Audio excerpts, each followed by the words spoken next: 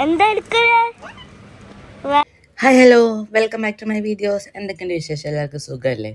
അപ്പോൾ അതെ, ഞാൻ വീണ്ടും ഒരു എന്താ പറയുക ഷോപ്പിംഗ് വ്ളോഗായിട്ട് വന്നേക്കണേ. ഷോപ്പിംഗ് വ്ളോഗ് എന്നൊക്കെ സൂപ്പർ മാർക്കറ്റിൽ പോയിട്ട് വീട്ടിലേക്കുള്ള പലചരക്ക് വാങ്ങിക്കാൻ പോകുന്നതിനാണ് ഇത്രയും വലിയ ജാട എന്നൊക്കെ അല്ലേ.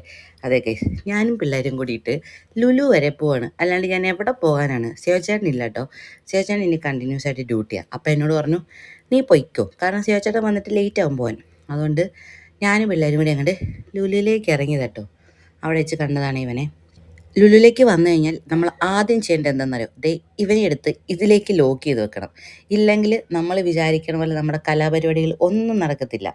അങ്ങനെ ഞാൻ അവനെ അതിനകത്തൊക്കെ ലോക്ക് ചെയ്തിട്ട് എൻ്റെ പർച്ചേസൊക്കെ തുടങ്ങി കേട്ടോ. ഒരുപാടൊന്നും ഇല്ല, ചെറിയ രീതിയിൽ നമ്മുടെ ലൈസോൾ തീർന്നപ്പോൾ അതെടുത്തു. പിന്നെന്താ, പാല്, തൈര്, അങ്ങനെയൊക്കെ തന്നെ. ഇവിടെ റംസാൻ പ്രമാണിച്ചിട്ട് ഒരു സ്വീറ്റ്സിൻ്റെ സ്റ്റോൾ ഉണ്ട് കേട്ടോ.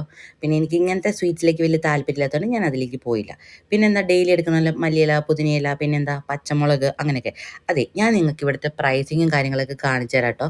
നാട്ടിലെ പ്രൈസ് നിങ്ങൾ ഇവിടെ വെച്ച് ചുമ്മാ ഒന്ന് കമ്പയർ ചെയ്ത് നോക്ക് എങ്ങനെയുണ്ടെന്ന്.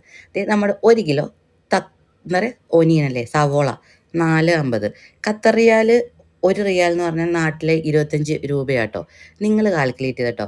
ഞാൻ തേങ്ങ എടുക്കാൻ പോയേ, മറ്റേ ഫുള്ളായിട്ടുള്ള തേങ്ങയ്ക്ക് ഒരെണ്ണത്തിന് 4.25 റിയാലായിരുന്നു. അപ്പം ഞാൻ ചിരണ്ടിയ തേങ്ങ എടുക്കാൻ വേണ്ടിയിട്ടാണ് പോയത്, ചിരകിയ തേങ്ങ. ഒരു ബോക്സ് എടുത്ത്, അത് 13 റിയാലാട്ടോ ഈ ഒരു ബോക്സ് തേങ്ങയ്ക്ക്.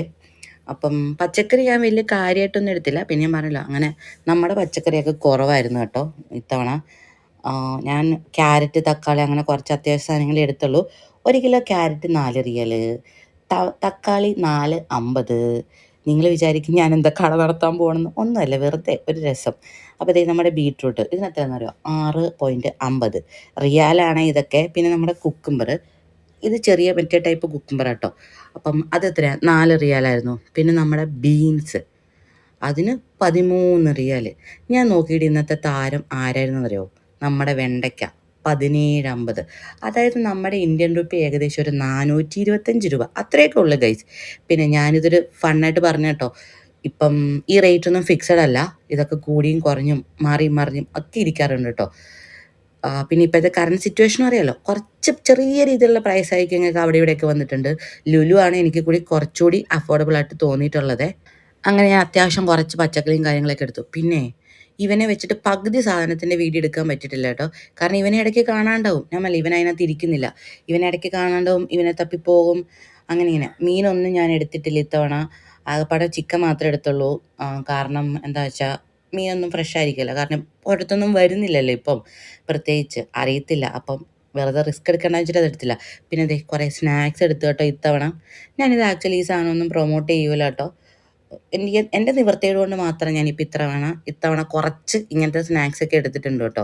കുറച്ച് ഫ്രൂട്ട്സ് ഉണ്ട്, ബാക്കി സ്നാക്സൊക്കെ വെച്ച് അഡ്ജസ്റ്റ് ചെയ്യണം. 2 പേരും വീട്ടിൽ വെറുതെ ഇരിക്കായതുകൊണ്ട് ഈ സാധനം എനിക്കിപ്പോൾ എമർജൻസി ആയിട്ട് വേണം. അങ്ങനെ അതും ഞാൻ എടുത്തു.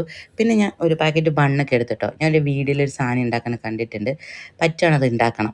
അങ്ങനെ ഞാൻ ഒരു വിധത്തിൽ എൻ്റെ ഷോപ്പിംഗ് ഒക്കെ നടത്തിയിട്ടോ. ഞാൻ പറഞ്ഞില്ല, പകുതി വീഡിയോസും എടുത്തിട്ടില്ല. കാരണം കുരുപ്പ് അങ്ങോട്ടും ഇങ്ങോട്ടും ഓടും, അവനെ കാണാണ്ടാവും. അങ്ങനെ ഞാൻ സാധനമൊക്കെ വാങ്ങിച്ചിട്ട് വന്നപ്പോഴത്തേക്കും സിയോച്ചേട്ടൻ ഡ്യൂട്ടി കഴിഞ്ഞിട്ട് വന്നിട്ടുണ്ടായിരുന്നു കേട്ടോ. അപ്പോൾ താഴേക്ക് വന്നു സാധനങ്ങളൊക്കെ എടുക്കാനായിട്ട് കേട്ടോ, എന്നെ ഹെൽപ്പ് ചെയ്യാൻ. ഞാൻ വന്ന പാടെ സാധനങ്ങളൊക്കെ എടുത്ത് പെട്ടെന്ന് അടുക്കി പെറുക്കി വെച്ചു. എന്നിട്ടൊരു കോഫി കുടിച്ച്. എൻ്റെ തൊണ്ടയ്ക്ക് അത്യാവശ്യം നല്ല പണി കിട്ടിയിട്ടുണ്ട്. പിന്നെന്താ, നമ്മുടെ ലൈവിൻ്റെ ടൈമായിരുന്നു ഓൾമോസ്റ്റ്. അപ്പം ഞാൻ പെട്ടെന്ന് കോഫിയൊക്കെ കുടിച്ചിട്ട് ലൈവിലേക്ക് കയറി കേട്ടോ. അപ്പോൾ ഇത്രയേ ഉള്ളൂ നമ്മുടെ ഷോപ്പിംഗ് വ്ളോഗ്. അപ്പോൾ നമുക്ക് അടുത്ത വീഡിയോയിൽ കാണാമല്ലേ. Tata, bye bye.